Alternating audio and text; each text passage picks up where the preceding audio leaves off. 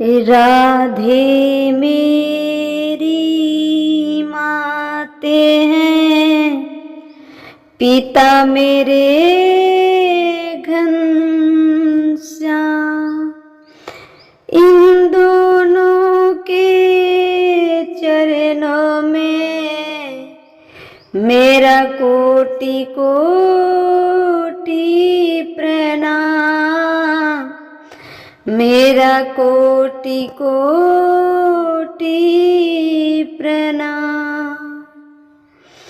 आए हो तो प्रेम से लो हरि का नाम, सभी भक्तों को डिंपल की राधे राधे श्याम, सीता सीता राम।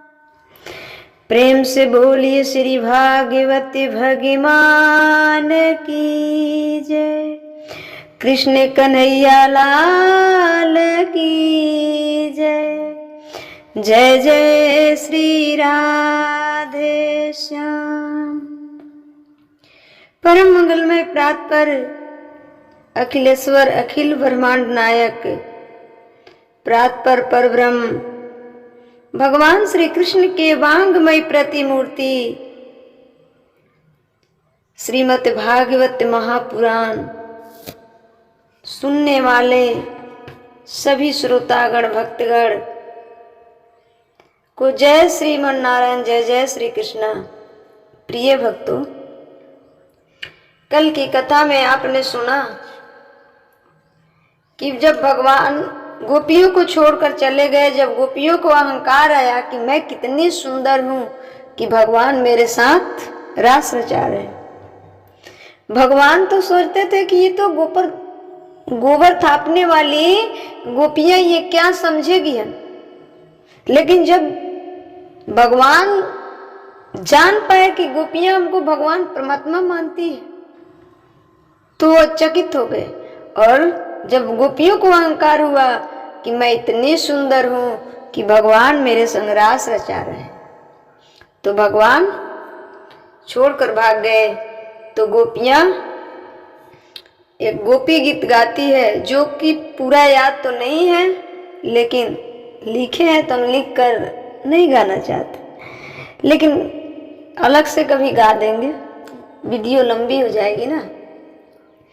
तो जब भगवान चले गए तो भगवान के विरह में, वियोग में गोपियां गोपी गीत गाई हैं। इस गोपी गीत को नित्य गायन करने से, श्रवण करने से भगवान की जल्दी प्राप्ति होती है।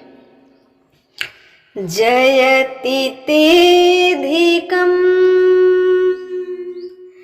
जनन व्रजाश्रयते, इंद्रशासवतदम्। गोपी गीत गोपियों ने गाई और रोने लगी, हे गोविंद कहाँ चले गए, अब तो प्राण निकल जाएंगे।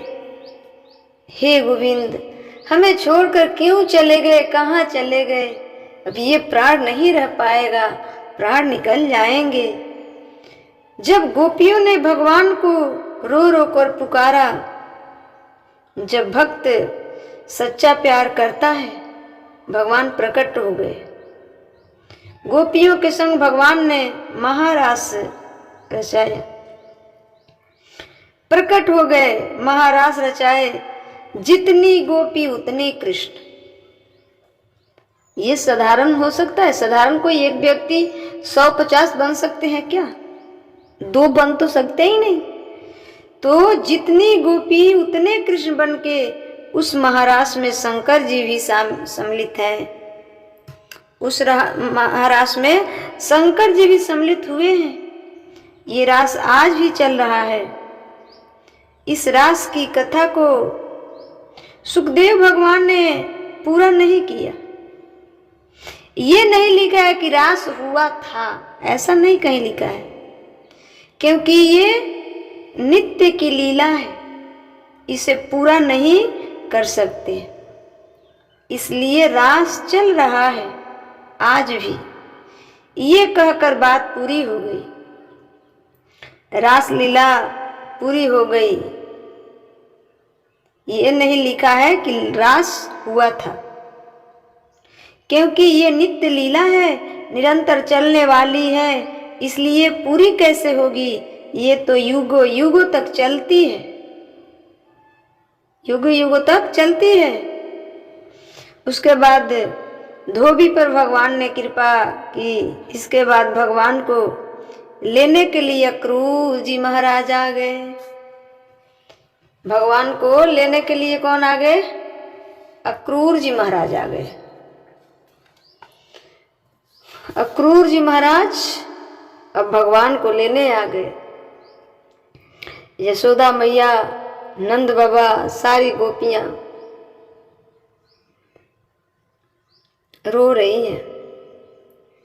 अब अक्रूर जी आए। सुदर्शन चक्र पद्म भगवान ने कृपा की। सुदर्शन शंख चूर पर भगवान ने कृपा की। अरिष्टासुर को भगवान ने उद्धार किया। बाकासुर आदि को मारा। अक्रूर जी भगवान को लेने आए। भगवान अक्रूर जी के साथ चले गए। भगवान अक्रूर जी के साथ चले गए। अक्रूर जी को भगवान ने दर्शन कराया। सारी गोपियां रो रही हैं। सारी गोपियां रो रही हैं। जब जिस रथ पे भगवान जा रहे थे, उस रथ के आगे गोपियां पटा जाती थी, लेट जाती थी कि कन्हैया मुझे छोड़कर मत जाओ, कन्हैया तेरे बिन हम जी नहीं पाएंगी। कन्हैया के आंखें भी सजल हो गई। ये प्रेम है, ये रास नाचने की प्रसंग को रास नहीं कहते, आत्मा और परमात्मा के मिलन को रास कहते हैं। गोपियां कहती हैं कि हम सबकी तो छोड़ दो, राधा से तो पूछ लो। राधा क्या कहती? भगवान चले गए, अक्रूर जी के साथ चले। अक्रूर जी को भगवान ने दर्शन कराया।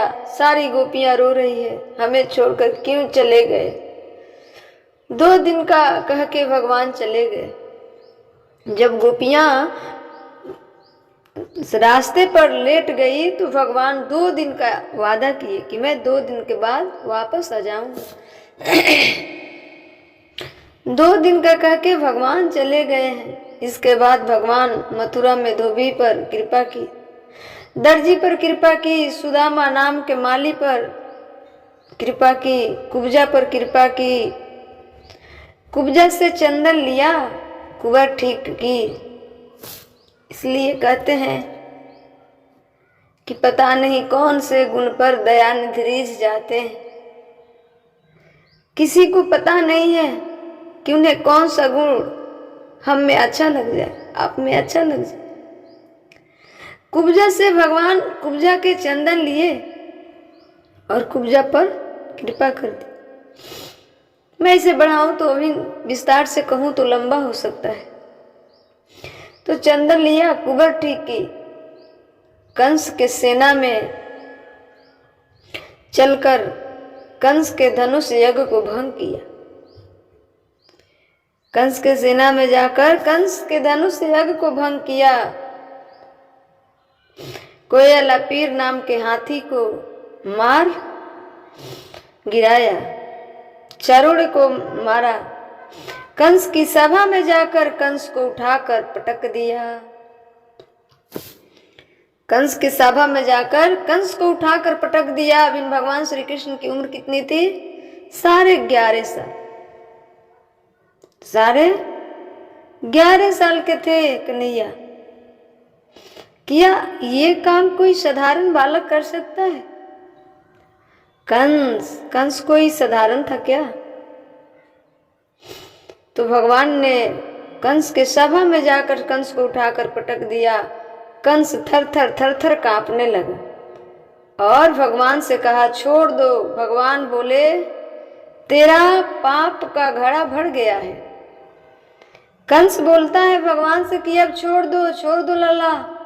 तो भगवान बोले कि तेरा पाप का घड़ा भर गया है, अब नहीं बच सकते हो। जितना दिन कम था उतना दिन जी लिए, अब चलो। कंस बड़ा अत्याचारी था, अपने पिता को ही जेल में बंद करके राजपाट हड़प लिया था। ऐसा था कंस। फिर भी जब उसके पाप का घड़ा भर गया तो भगवान उसे नहीं छोड़े। किसी दुष्ट को तब तक भगवान छोड़ते हैं, तब तक उसका कारोबार आगे बढ़ता है जब तक उसका पाप का घड़ा नहीं भरता। जब उसके पाप का घड़ा भर जाएगा तुरंत भगवान किसी न किसी रूप में पहुंचकर विनाश कर देते हैं, किसी न किसी रूप में पहुंचकर विनाश कर देते हैं। इसलिए बिना मतलब के पाप करने से क्या फायदा, पाप करने से क्या फायदा।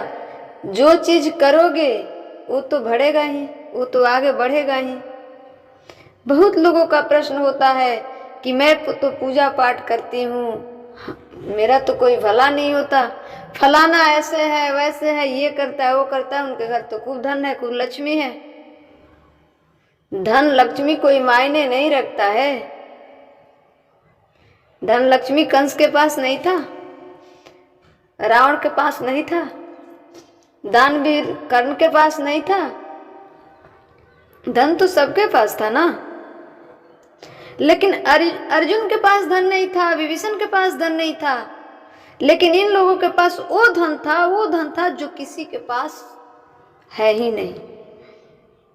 वो धन था। मीरा के पास वो धन था जो किसी के पास नहीं। तो गजधन, वाजधन, संतोष धन, ये सारी धन पीछे पड़ जाती है जब भगवान की कृपा मिल जाती है। तो पहले जो सत्य के मार्ग पे चलते हैं उनके तो कठिनाई होती है, सहन करना पड़ता है, क्योंकि उनको तो लोग ये कहें कि देखो ना ये तो सत्य के राह अपना रहे, इतना तो कष्ट है, इतना कष्ट है, ये सत्य के राह अपनाए हैं, ताकि वो अपने मार्ग से विचलित हो जाए। ये भी लीला ठाकुर जी का ही है कि जब आप ठाकुर जी के आगे बढ़ोगे ना तो बहुत सारे कठिनाइयां झेलनी पड़ती है और बहुत सारे परीक्षा देनी पड़ती है। ऐसा कोई महापुरुष, कोई भक्त नहीं है जिनके जीवन में कठिनाइयां ना आई हो।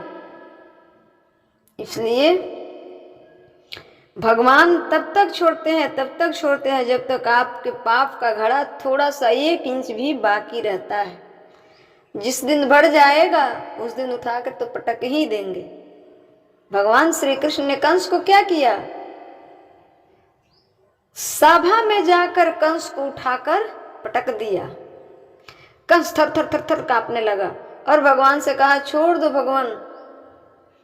कन्हैया बोले तेरा पाप का घड़ा बढ़ गया है। उठाकर ज्यों पटका कंस का, गोविंदाय नमो नमः। भगवान श्री कृष्ण कंस को कोई इसी अस्त्र शस्त्र से नहीं मारे। हमको आपको भी वो चाहे तो किसी अस्त्र शस्त्र की जरूरत नहीं है, वो जब चाहे जिसको मार सकते हैं। गोविंदाय नमः हो गया कंस का। कंस के भाइयों को मारा। भगवान ने कंस के भाइयों को मारकर कंस के पिता को जेल से निकालकर, जो कि कंस ने अपने पिता को बंदी बना रखा था, कंस ने अपने पिता को ही बंदी बना रखा था, जेल में डालकर सारे राजपाट हड़प लिया था।